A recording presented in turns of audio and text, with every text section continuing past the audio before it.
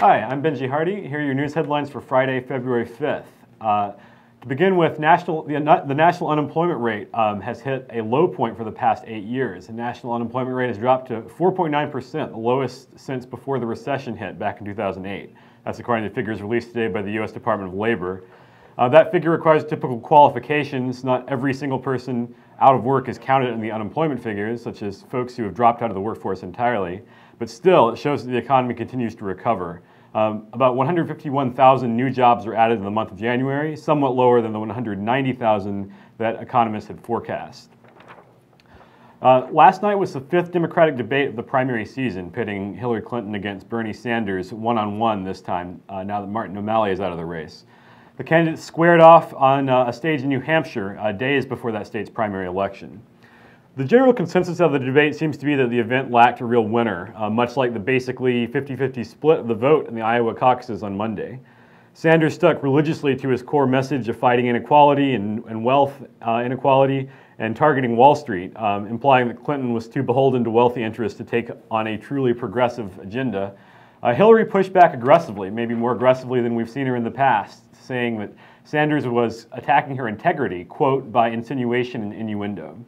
She defended her receipt of hefty speaking fees from banks, including over $600,000 for 3 speeches paid by Goldman Sachs. It's been a talking point from the Bernie camp recently. Meanwhile, Sanders appeared vulnerable on foreign policy issues, offering few specifics about how he would deal with the ongoing violence in Afghanistan. He was asked that question directly. His main counter on foreign policy was hitting back at Hillary for her 2002 vote authorizing the invasion of Iraq, which is a very fair point, but still, he's short on details when it comes to his vision for international affairs. Moving on to state news, 9 Democrats and 1 Republican on the House Education Committee have sent a letter to Arkansas Education Commissioner Johnny Key expressing concerns about a proposed rule change from the Department of Education, which he heads. That rule change concerns stipends paid to Arkansas teachers who have obtained national board certification, an advanced professional designation for educators. As an incentive to obtain that certification and to encourage top teachers to stay in the profession, period, the legislature passed a law back in the early 2000s requiring the state to pay bonuses to national board certified teachers of $5,000 annually. There are now, however, almost 3,000 such teachers in the state, and the Education Department may soon be able to pay out all of its required stipends if the legislature doesn't appropriate more money for that purpose. So the Education Department is proposing a rule to gradually phase out those stipends for teachers who have received them for 10 years.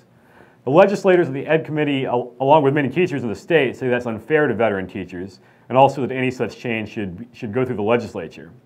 The proposed rule change is currently in a public comment period and is expected to go before the State Board of Education later this month. Prosecutors in Arkansas County have filed charges against 3 Georgia men in a case in which one of the men was caught on video beating a live white-tailed deer with an accounting textbook as the animal lay injured in the backseat of a car. This video surfaced on the internet in late January and attracted public outrage and eventually sparked an investigation by wildlife officials in both Arkansas and Georgia. Joshua Ruiz of Georgia, age 20, has been charged with misdemeanor cruelty to animals. 2 other Georgia men have been charged with criminal aiding and abetting. An Arkansas woman who was driving the car was reportedly given a warning citation. And finally today, we suggest you check out our cover story in this week's Arkansas Times on Black Power in Arkansas. John Kirk over at UALR writes of a number of figures in the Black Power movement in the 60s and 70s that are tied to Arkansas, including Eldridge Cleaver, a leading player in the National Black Panther Party who was born in Jefferson County. Kirk also explains the breakup of SNCC in Arkansas, that is the Student Nonviolent Coordinating Committee, which was a key player in the nonviolent civil rights era of the late 50s and early 60s, and then emerged as a force for Black Power in the late 60s. And Kirk describes a contentious and flawed event in Little Rock in March 1974 called the Second National Black Political Convention, in which a deep and lasting divide emerged between grassroots community organizers and the black elected officials. There's an argument to be made that as a discrete historical era, the Black Power movement effectively ended in Little Rock in 1974, Kirk writes. That's all for today. We'll be back next week.